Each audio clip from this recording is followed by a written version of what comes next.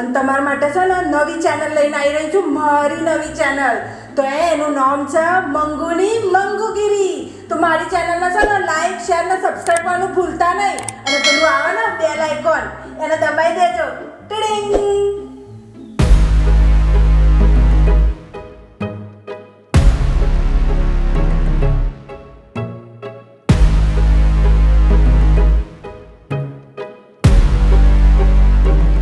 પપ્પા મારે વકીલ બનવું છે.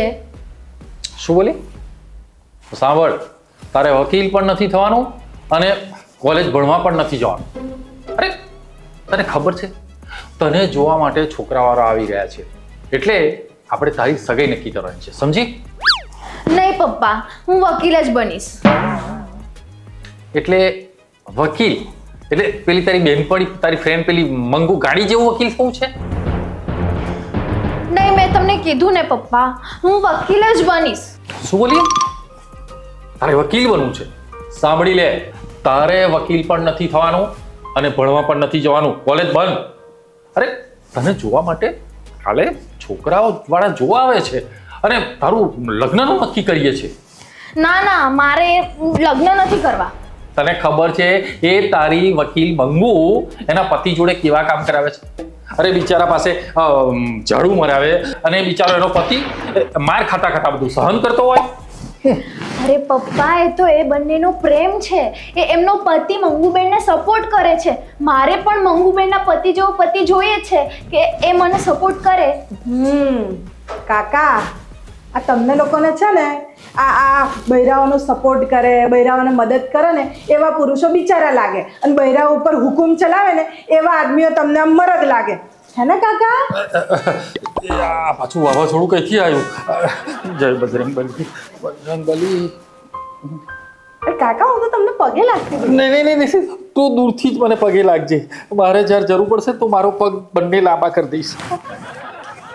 કાકા, તમે નક્કી કરો કે હું વાવાઝોડું છું કે પછી જીન છું. સકલા બૂમ બૂમ. પૈસા તું દૂર રહે. કાકા, હું તો મારી જાતને છે ને વકીલ સમજુ છું, ના હું જીન સમજુ છું કે ના વાવાઝોડું. જુઓ ને, હું આટલા ટાઈમ પછી તમારા ઘરે આવી છું તો શું સાંભળું છું? તમે હજી તમારી છોકરી ઉપર બળજબરી કરો છો. પણ તારા પર ભરોસો કોણ કરે? અરે મારા ઉપર ભરોસો તો છે ને જજ કરે છે, જજ. અને તમે કેમ નથી કરતા? સવારની વકીલ બનવું કઈ અને મારું માથું ખાઈ ગઈ. કાકા, એને વકીલ બનવું છે તો બનવા દો ને, અને મારા અંડરમાં કામ કરશે તો તમને શું વાંધો છે? પણ કઈ બધા વકીલો તારા જેમ જબરા નથી હોતા અને સારા પણ નથી હોતા, અને આ તો સાવ છે જ ડોબી. બસ તમે જ નક્કી કરી લો કે એ ડોબી છે. નહીં, અરે જ્યાં સુધી તમે એને ચાન્સ નહીં આપો ત્યાં સુધી એ નક્કી કેવી રીતે કરશે કે એનામાં કેટલું ટેલેન્ટ છે? હવે તું ટેલેન્ટની વાત મૂક. આ ટેલેન્ટ શું કામ લાગે? બોલો, તમે શું કામ આવ્યા છો? આ મારી બેનપણીને મળવા. મળી લીધું હોય ને તો હવે તમે જાઓ. હું મારી બેનપણીની વાત સાંભળ્યા પછી જ જઈશ.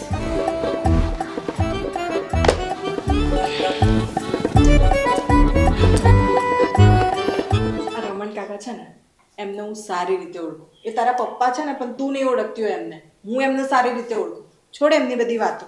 તું મને એમ કે તે મને કેમ ફોન કર્યો હતો, કેમ બોલાવી તે મને? શું કામ હતું? હા, જો પેલું કાલે જે છોકરો જોવા આવે છે ને, મારે એમની જોડે લગ્ન નથી કરવા. મારા પપ્પા મને જબરદસ્તીથી એમના જોડે લગ્ન કરાવે છે. તને તો ખબર છે ને યાર, મારે તારા જેવું વકીલ બનવું છે. એમાં શું પ્રોબ્લેમ છે? તું કાલથી આવી જા કોર્ટ અને મારી સાથે પ્રેક્ટિસ કર. એક જ વર્ષમાં તું પણ વકીલ. મારી દીકરી કોઈ પણ હિસાબે વકીલ નહીં બને. અમારો સમાજ સ્વીકાર નથી કરતો.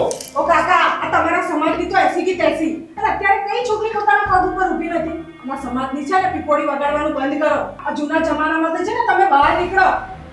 સમાજ કરી રહ્યા છો. મેં તને એકવાર કહ્યું ને, મારી દીકરી વકીલ નહીં બને. અરે તું શું કામ રડે છે? તું તારો સામાન પેક કરીને ચાલ મારી સાથે. હું તને વકીલ બનાવીશ. અને કાકા, અત્યારે આ જમાનામાં કેટલા ખરાબ લોકો છે. આ હું રોજ કેસ જોઉં છું. આ છોકરીઓના છે ને દારૂડિયા છોકરાઓ સાથે લગ્ન થઈ જાય છે અને પછી છૂટાછેડા થાય છે. તમારી છોકરીને તમારી જિંદગી ખરાબ કરવી છે? ચાલ તું મારી સાથે, હું તને વકીલ બનાવીશ. અને રમણ કાકા, તમે સાંભળી લો, તમે જો અમારી વચ્ચે આવ્યા છો ને તો તમને પણ હું કોર્ટ સુધી લઈ જઈશ. ચાલ તું.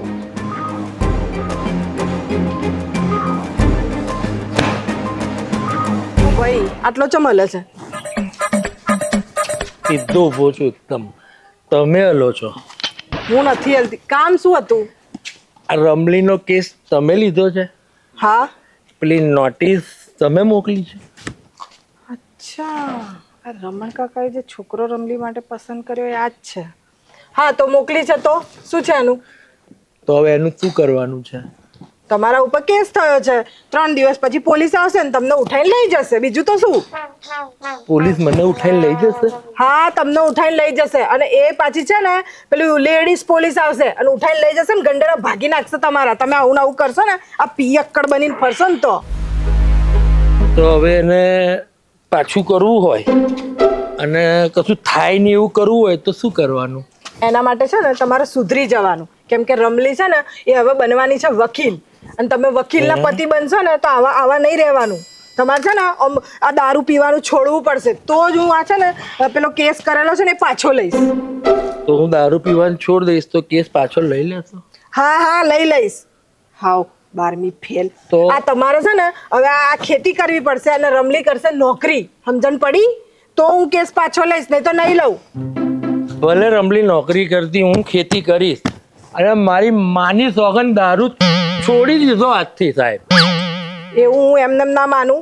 તમને એક મહિનાનો ટાઈમ આપું છું. 1 મહિનામાં સુધરી જાઓ. જો મને લાગશે કે તમે સુધરી ગયા છો તો તમારા કેસ વિશે આપણે વિચારીશું. બરાબર? ઓકે. જો તમે 1 મહિનામાં નહીં સુધ્યા ને તો ડબલ કેસ કરીશ. મારી માની સોગન બધું બંધ.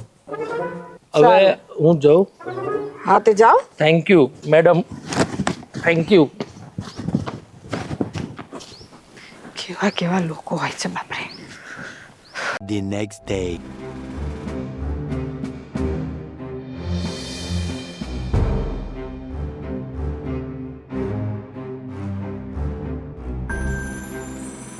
શું છે આ બધું? આ કોણ હતું ત્યાં? અને આ કેવા કપડાં પહેર્યા છે તે? આવા કપડાં પહેરવાના? અને એ પાછી તું અહીંયા સોસાયટીમાં ગેલેરીમાં ઊભી છું. આ બધા જોશે તો શું ઇમ્પ્રેશન પડશે? અને કેટલી વાર કીધું કે આ બધા નખરા કરવાના તારા બંધ કર. અને સાડી પહેરવાની હોય, ડ્રેસ પહેરવાના હોય, 1000 વખત કહેવાનું તને? પણ મારી વાત તો સાંભળો. અરે તંબુરો સાંભળો તારી વાત. ચાલ અંદર,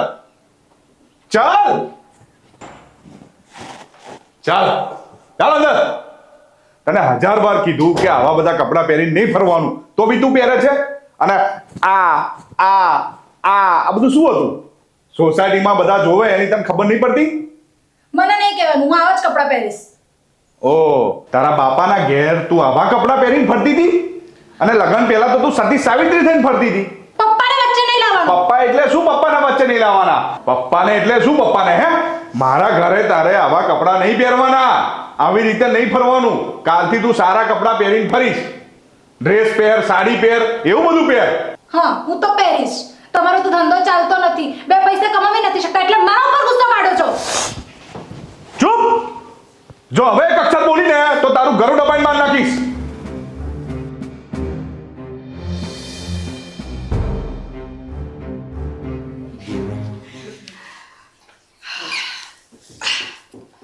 બીજું શું ચાલે જીના? બસ શાંતિ છે. અને જીજાજી શું કરે? એવા ને એવા જ. અડિયન હે ને? યાર એવું ના કહીશ તું. તો પછી શું કહેવાનું? પતિ પરમેશ્વર? હવે થોડું માન તો આપવું પડે ને.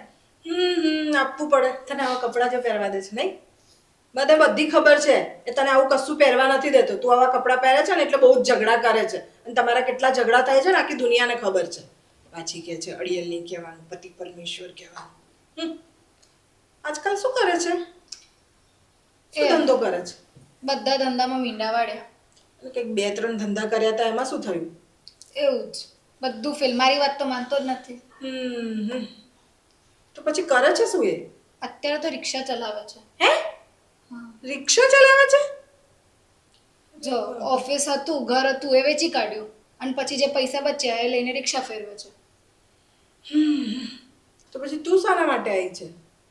હું એવું કહું છું, આ બધા અડિયલપણામાંથી એને બાળ કાઢતું.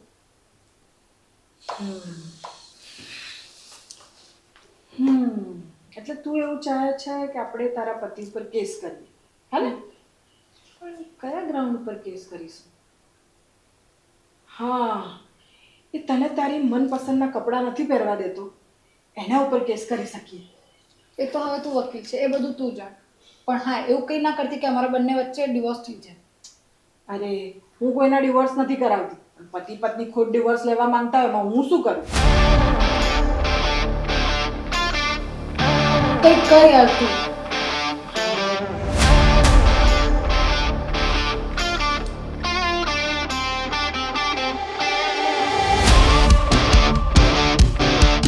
Next day. હા બેન, હા. ના હા મેડમ, હા મેડમ પ્લીઝ આ નાની વાતને ક્યાં મોટી કરો છો? અને હું ક્યાં કોર્ટના ધક્કા ખાઈશ ને પોલીસવાળા મને હેરાન કરશે ને મને દબડાઈને. હા મેડમ, ના મેડમ, ના પ્લીઝ આ બધા ચક્કરમાં મને ના પાડો મેડમ, મારી ભૂલ થઈ ગઈ. હા તમે કહો ત્યાં આવી જઈશ મેડમ, તમે કહો, ખાલી અવાજ કરો ક્યાં આવવાનું છે મારે. હા પણ મેડમ આ કેસ પાછો લઈ લેજો. હા હું આવું છું. હા બસ આવ્યો. હા સુધરી ગયા ને? સરસ. નમસ્તે. અરે પપ્પા કાકા, તમે?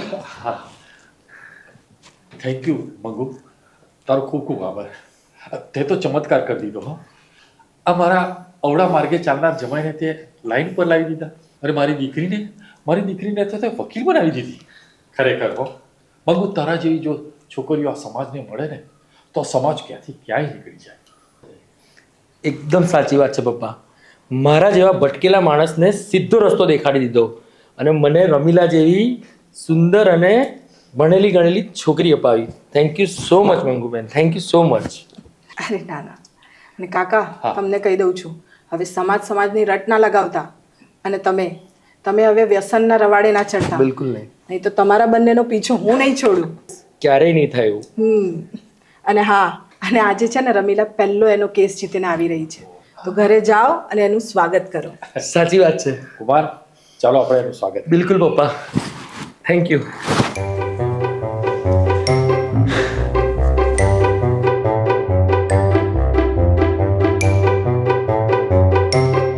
અરે જીજ્ઞા, બોલ. તે એવું તો શું કર્યું? મારો હસબન્ડ 4 દિવસથી મારી દરેક વાતો માને છે. કંઈ નહીં, આ પુરુષોને સીધા કરવા હોય ને તો એમને કાયદાનો દંડો બતાવવો પડે.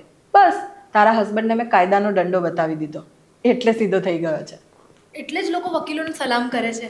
વકીલોને નહીં, કાયદાને સલામ કરે છે. સલામ મંગુબેન, સલામ મંગુબેન, સલામ મંગુબેન. બેસો. થઈ ગયો ને સીધો. હવે જો તમને કહી દઉં છું, હવે આને જે પણ કપડાં પહેરવા હોય ને એ પહેરવા દેજો ને ઝઘડો બિલકુલ નહીં કરતા. ઝઘડો? કેવો ઝઘડો? કોઈ દિવસ ઝઘડો નહીં કરું મંગુબેન. સરસ. અને તને પણ કહી દઉં છું કે તારે પણ કોઈક વખત તારા હસબન્ડના પસંદના કપડાં પહેરી લેવાના. આવી રીતે એના પસંદના કપડાં પહેરીશ ને તો જ સંસાર જશે. એકબીજાની પસંદનું ધ્યાન રાખવાનું હોય તો સંસાર જાય, નહીં તો ઝઘડા જ થાય. સાચી વાત. સમજી ગઈ. કાયદો આપણા રક્ષણ માટે છે અને કાયદાથી જ આપણે આપણા હક મેળવવાના છે. આ જ મંગુની ભલામણ છે અને આ જ મંગુની મંગુગીરી છે. ગમ્યું હોય તો લાઈક કરજો, શેર કરજો અને સબસ્ક્રાઈબ કરજો, કેમ કે આ છે મંગુની મંગુગીરી.